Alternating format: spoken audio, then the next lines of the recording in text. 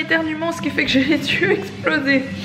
Impossible d'éternuer, genre ça fait 10 secondes que j'ai envie et que je n'arrive pas, c'est très pénible. Hello tout le monde, j'espère que vous allez tous très bien. Bienvenue dans ce nouveau vlog en direct. Oh, on se demande en direct de quoi, dis donc?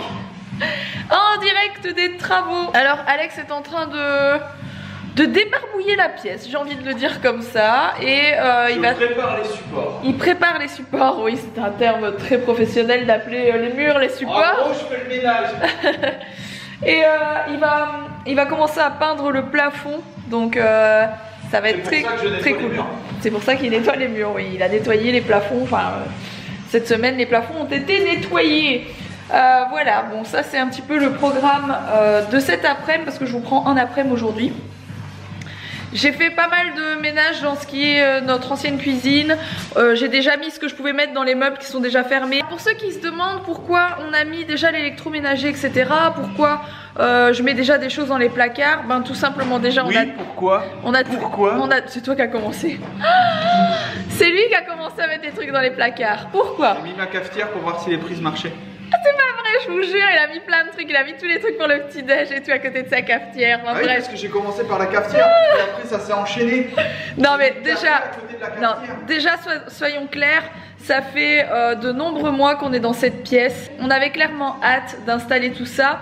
Et c'est pas plus mal mis ici que par là, vu qu'on va en fait on va tout bâcher pour peindre. Il va y avoir des bâches sur tout. Et par là il y a eu énormément de poussière avec le plâtre, etc.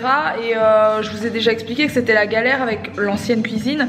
Donc c'est pas plus mal que ce soit ici, ça change pas grand chose pour nous. C'est même beaucoup moins poussiéreux parce qu'en fait tout est nickel ici. Donc. Alors du coup qu'est-ce que j'ai fait d'autre aujourd'hui, mis à part mon rangement nettoyage? J'ai pas fait grand chose. Et j'ai pas grand chose de prévu. J'ai mis de côté des fringues à Mila pour Noël. Tout ce que j'aimerais faire en photo, etc. Toutes les mignonneries, même tout ce qu'elle va porter période d'hiver et de Noël. J'ai tout mis sur la tringle. Je sais pas si je vous l'avais montré, mais bon ça c'est... Je vais vous la montrer, mais c'est plus ce genre de truc que je veux vous montrer quand la chambre sera totalement terminée. Et elle le sera bientôt. Le dressing est un peu en bazar, mais la chambre est presque finie. Et je vous ai dit, je vous filme la vidéo cette semaine et normalement je vous la partage le week-end prochain. Le week-end dit 10 et 11, sauf si j'ai du retard, je partagerai le room tour de la chambre du bébé le week-end suivant. Mais logiquement ce sera le week-end du 10. Du coup ça c'est le petit sapin de Mila. Qui n'est pas vraiment le sapin de Mila, en fait c'est le sapin que j'avais pris pour voilà, pour mettre à l'étage, mais c'est vrai qu'on le met généralement dans la chambre de Mila, si pas ce sera pour la salle de jeu les autres années, voilà. Du coup j'ai mis plein de mignonneries de côté. Alors ça c'est le meilleur investissement que j'ai fait pour Mila, parce qu'en fait c'est du 2 ans, je lui ai déjà mis quand elle avait genre 1 an, ça lui allait déjà, et là elle a 3 ans et demi et elle rentre encore dedans. C'est une cape de Noël en fait avec le petit bonnet comme ça qui est trop mignon, et ça vient de chez Orchestra, j'avais trouvé ça chez Orchestra. Bref, c'est toutes des petites choses. Ça c'est un haut de l'année dernière qui était trop grand l'année dernière, que je lui avais pris chez Primark et qui lui va bien cette année. Voilà, plein de petites choses trop mimi pour cet hiver, pour faire des photos. Bon, je vous reprends après, enfin ça fait quelques heures en fait. Alex a dû ranger d'autres choses et il s'est occupé de cette partie-ci, donc il a peint la sous-couche, hein, donc c'est juste une sous-couche. Il voit encore des défauts entre, donc en fait il met une sous-couche partout et ensuite il repasse un tout petit peu de plâtre sur les défauts pour vraiment finaliser le truc, et ensuite il met les bonnes couches. C'est pour ça qu'on voit encore en travers.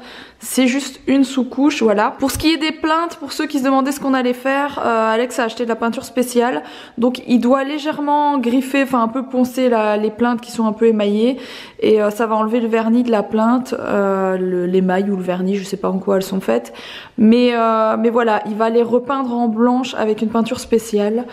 Donc non, ça va pas rester noir les plinthes. J'ai jamais compris pourquoi ils avaient mis des plinthes noires avec un sol beige, mais bon c'est pas grave. Chacun ses goûts, hein. Donc voilà, je voulais juste vous montrer ça. Alex a mis le premier frigo ici, donc le deuxième est là. En fait on a choisi un frigo, ce qu'on appelle un frigo avec un bac à légumes dans le bas, etc. Tout simple. Et on en a pris un qui fait frigo au-dessus et comment on appelle ça?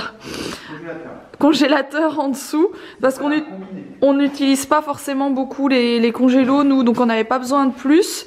Donc il y a celui-là qui va là et celui-ci qui va aller là. Mais Alex n'a pas fini de les monter parce que bien entendu la nana ne nous a pas donné les les bonnes charnières chez Ikea pour attacher le frigo. C'est encore une autre charnière, moi je comprends pas, je sais pas pourquoi elle nous a pas... Elle savait, elle a vu les plans, elle savait qu'on mettait des frigos, elle savait qu'on mettait des tiroirs, elle savait tout et voilà, bon c'est pas grave. En attendant, mais j'aurais voulu vous montrer à l'intérieur mais je suis pas sûre de pouvoir l'ouvrir, là c'est un peu... Ah si, je peux l'ouvrir. J'ai pas envie de me le prendre sur moi parce qu'il est pas encore bien fixé, mais du coup c'est un frigo simple, enfin simple, c'est bien grand. Et il faut savoir qu'on va en avoir un deuxième à côté qui fait la même taille, donc ça équivaut à la même chose, même plus grand je pense que notre ancien frigo américain. Voilà. Mais quand tu dis qu'est-ce qu'elle a fait, c'est vrai, on peut pas vraiment se douter. Ah, je vais être à décharge pour elle, franchement. On peut pas se douter que quand on achète des caissons pour frigo, on va mettre un frigo dedans. Ça paraît pas logique, c'est pas de sa faute. Non, après les gens m'ont dit sur les commentaires, je vous ai lu, qu'on aurait pu prendre nous-mêmes les références sur internet parce que c'est vrai qu'on peut le faire et qu'on n'aurait pas eu d'erreur, qu'il y a des gens qui nous regardent qui en ont une de cuisine et qui n'ont pas eu d'erreur en les prenant eux-mêmes. Oui, mais je suis pas censé savoir que les tiroirs vont pas passer avec des charnières 110 degrés. C'est pas marqué attention, attention. Donc voilà, c'est le boulot des mecs à Ikea, sinon ils servent plus à rien si on fait notre cuisine nous-mêmes sur internet. Ouais. Et il y a aussi des gens, parce qu'Alex lui il a pas le temps en ce moment de lire les commentaires, mais moi je les lis tous les jours, qui nous ont dit qu'on aurait dû faire appel à des cuisinistes et qu'on n'aurait pas eu ce genre d'erreur. Voilà, Alex il va pas du tout il va pas du tout être d'accord. Déjà, on va pas parler de prix parce que c'est toujours très mal vu, mais il faut savoir que la cuisine ici, elle se chiffre, c'est énorme, le prix d'une cuisine c'est toujours énorme. Sachant qu'ici la cuisine est gigantesque, enfin je sais pas si on se rend compte en vidéo à chaque fois de la taille de cette pièce et de la cuisine, et on voulait, de toute façon on voulait une belle cuisine comme ça, mais franchement on aurait fait faire chez un cuisiniste, on aurait adoré, franchement on aurait adoré voilà, faire un chèque et que quelqu'un vienne la monter et qu'on se casse pas la tête. Franchement, quand il n'y a pas d'erreur, c'est gay à monter. Ça va venir bientôt. C'est gay, moi j'aime bien mettre les caissons. Mais même, enfin, via un cuisiniste, celle-ci, je pense qu'elle aurait coûté 30 ou 35 000 euros avec le plan de travail, franchement, je pense. Et honnêtement, nous, on n'avait pas envie de mettre 35 000 euros de budget dans une cuisine, quoi. Donc, donc voilà. Voilà le pourquoi du comment aussi, hein. Clairement c'est vachement plus économique, sachant que comme Alex il le dit, il fait ça très bien, enfin je sais pas si vous voyez mais c'est vraiment impeccable au poil quoi. Et ça aurait pas été mieux monté par un cuisiniste, je suis sûre et certaine, franchement c'est tellement nickel. C'est juste d'être blasé de devoir se taper, on a 1h15. Ouais c'est ça, c'est de faire les allers-retours, on est blasé parce que clairement c'est des erreurs qu'elle aurait pas dû faire la nana, mais bon voilà, c'est tout, c'est pas grave, finalement. Nous on vous en parle parce que ça nous arrive et qu'à la limite c'est drôle de nous voir galérer avec nos charnières et nos trucs, mais autrement c'est pas dramatique non plus, franchement c'est pas comme si on n'avait pas su passer les meubles parce qu'il manquait 10 cm ou des trucs comme ça quoi, heureusement. Cet enfant a une moustache. Bah non. C'est une moustache de mayonnaise. Non. T'as une moustache de mayonnaise? J'ai envie de voir. Regarde. Je vois pas.